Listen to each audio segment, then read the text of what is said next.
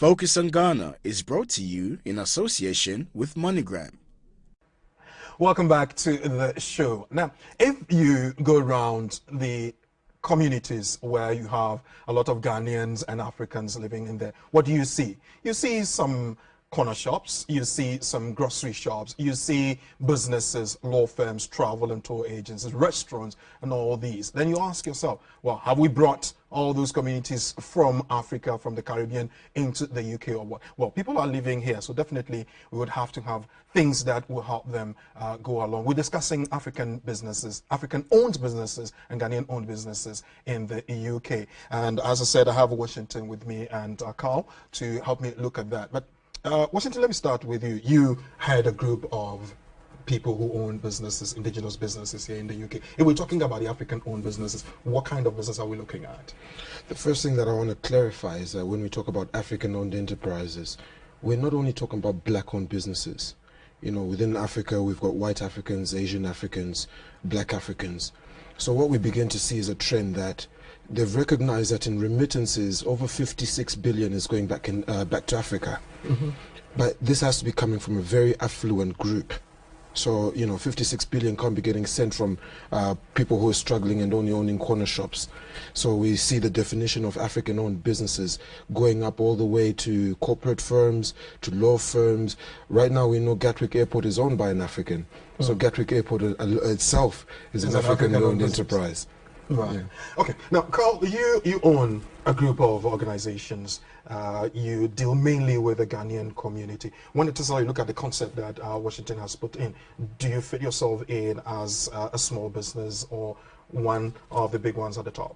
No, we definitely are one of the small, medium enterprises that the projection looks good that we are growing year on year in.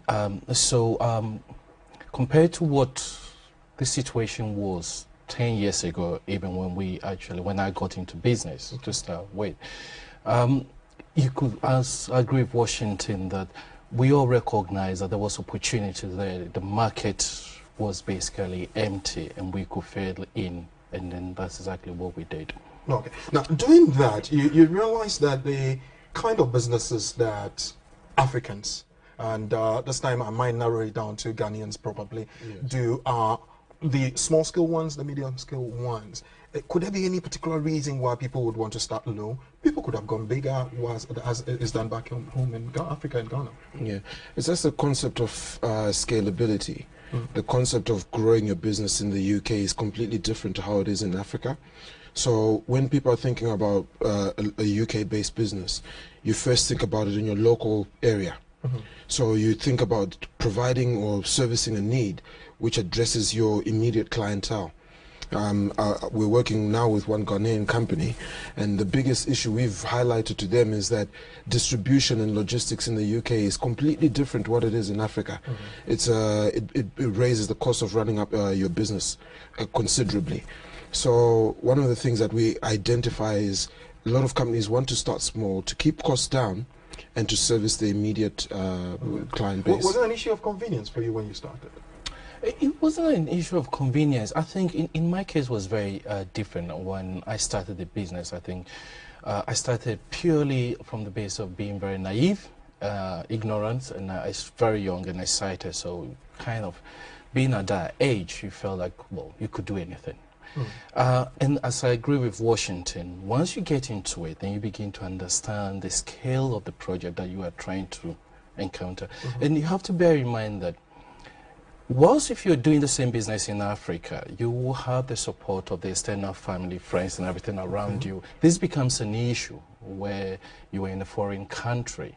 And therefore, you have to learn, as well as growing your business from the very early stage, the cultures, how things are done differently. And it's very typical example is logistics. It's very different things. Accounting systems, staff, how to employ people, the regulations, the standard, the expectation. So whether your ambition is to start big or small, you quickly find out that you have to start very small. Okay. Whilst you learn the ropes.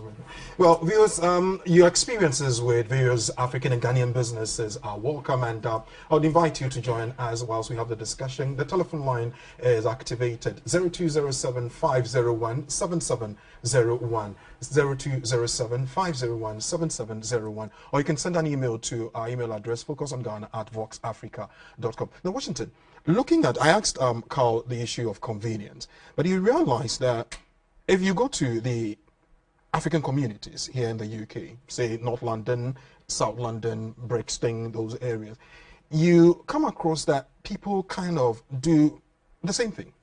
If we have a grocery shop, you find a couple of them along the line competing for the same small market. If it is money transfer, you see that. I come again to the issue of, is it an issue of convenience, or people are not daring enough? It's something that we've always questioned ourselves. Why is it that our own people want to stick to certain kind of industries and focus on certain markets? I'll give the simplest example of an engineer in Ghana. Graduated, got his experience, but he decided to move to the UK for whatever reason. Landed in the UK, his qualifications were not recognized here, and all of a sudden he's also competing with people educated within the UK. So immediately, fear of being in a new environment, fear of being in a new country, probably restricted him so that he's not even practicing as an engineer today. And that's what's happening to our people. We end up confining ourselves to industries where we feel comfortable because we're dealing with peers, but then we don't want to branch out and do things that we're actually skilled to do and capable of doing. So in your group, do you encourage people to do what they are kind of tuned in to do? Yes, it's very important also in our group to support both entrepreneurs and professionals to rise up into the enterprises. So one of the things that we do is to encourage people to pursue the career that they actually want to do, rather than to do a job that's only convenient to pay the bills today. I know definitely you're suspecting that I'll bring that question to you, but still on the issue of convenience, why people do the kind of things. You see money transfer and it's all over. Travel and tourism, it's all over. Grocery, it's all over. People don't want to diverse. Well, I agree with you, and I agree with what he was saying to some extent, but I don't think it's anything new. You should look back in Ghana, at least I can talk for Ghana as I grew up there. When the so-called, what you call business center started, everywhere you go, I think every next house has a business center.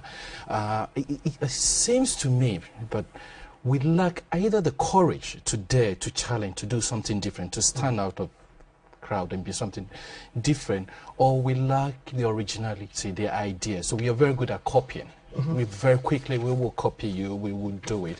And therefore you find, okay, S and Y has opened this shop and he's done very well for himself. Therefore he must be good. So I will do the same thing. Right. So it's exactly what you have. And also people are expecting you to do the same thing. Again, from the restaurant industry, and I still remember I used to argue with lots of the customers. It's like, the mindset was this: you have a very small confined space of, let's say, 20 covers, and it's supposed to be a restaurant, at the same time a discotheque, at the same time a bar. Everything has to happen within under the same roof in the small area. And that is to challenge that and say, look, this is our niche, this is what we are. We are a restaurant. If you want to go to a club, the next guy can open a club. This is where I think sometimes we are not courageous enough to explore, to stay out of competition, to do something different. We quickly will join the bank of God. Well, we'll be looking at the challenges that businesses face, but we would probably excuse people doing the same thing because one, the market is small. Two, we trust ourselves and would want to deal with ourselves rather than go beyond our communities and all that. Is that a challenge? It's a very big challenge, and I quickly point out that, you know, all black people are not all from Ghana. So immediately when you're based in one locale, you're going to be looking at people and thinking, all of these people are not Ghanaian. So you really want to harness your market. So it forces people to try and serve the same community or to do the same kind of business that they know will attract people. But we have to dare out, and we have to go out and go beyond ourselves and do things that we really want to do rather than the things that we feel comfortable. Then, gentlemen, let me find out. What are some of the businesses that Africans need to open in the UK, for instance, and where we'll have a comparative advantage and all that? Which areas do we have to go into? Services, just a provision of food stuff, bringing in stuff and all?